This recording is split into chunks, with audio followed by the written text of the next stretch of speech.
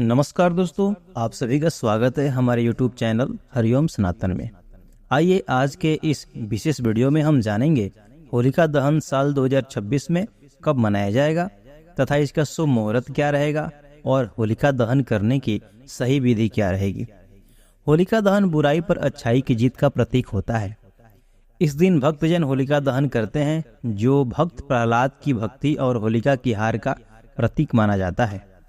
होलिका दहन के दिन लोग अपने घरों के बाहर लकड़ियों को इकट्ठा करते हैं, अग्नि प्रज्वलित करते हैं तथा उसकी परिक्रमा करते हैं। यह दिन जीवन से बुराइयों को दूर करने और अच्छे कर्मों को अपनाने का संदेश देता है। दोस्तों, होलिका दहन हिंदू पंचांग के अनुसार फाल्गुन मास के पूर्णिमा तिथि को किया जाता है। साल 2026 में होलिका दहन 2 मार्च 2026 दिन सोमवार को किया जाएगा। होलिका दहन हमेशा भद्रा काल समाप्त होने के बाद किया जाता है। यदि पूर्णिमा तिथि में भद्रा हो तो भद्रा समाप्त होने के बाद ही होलिका दहन करना चाहिए। अब बात करते हैं होलिका दहन के समय के बारे में।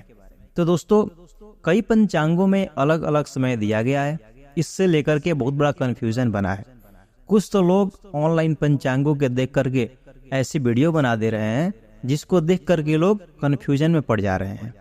लेकिन हम आपको सही और सबसे सटीक जानकारी बता दूं, जो कि काशी विश्वनाथ पंचांग से लिया गया है। होलिका दहन का समय रात्रि 12:50 के बाद ही किया जाएगा। क्योंकि इसी दिन भद्रा काल रात्रि 12:50 तक रह रहा है। इसीलिए भद्रा में होलिका दहन नहीं करना चाहिए। भद्रा बीतने के बाद होलिका दहन रात्रि 12:50 के बाद ही करेंगे। आइए जान लेते हैं होलिका दहन का धार्मिक महत्व। होलिका दहन की कथा भक्त प्रहलाद और राक्षस राजा हिरण्यकश्यप से जुड़ी है। हिरण्यकश्यप भगवान विष्णु का विरोधी था, लेकिन उसका पुत्र भक्त प्रहलाद भगवान विष्णु का परम भक्त था।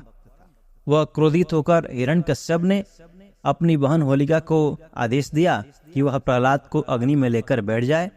होलिका को वरदान था कि अग्नि में वह नहीं जल सकती। होलिका प्रहलाद को लेकर अग्नि में बैठ गई, लेकिन भगवान विष्णु की कृपा से प्रहलाद सुरक्षित रहे और होलिका अग्नि में भस्म हो गई।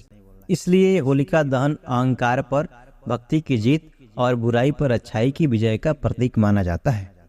होलिका दहन की विधि आइए जान लेते हैं। सबसे पहले साफ सफाई करें, लकड़ियां, उपले और सूखी टहनियां को इकट्ठा करें। शुभ मुहूर्त में होलिका दहन की पूजा करें। रोली, अक्षत, हल्दी, गुड़, चना, नारियल अर्पित करें। रक्षा सूत्र यानी मौली की परिक्रमा करें। इसके बाद अग्नि को प्रज्वलित करें।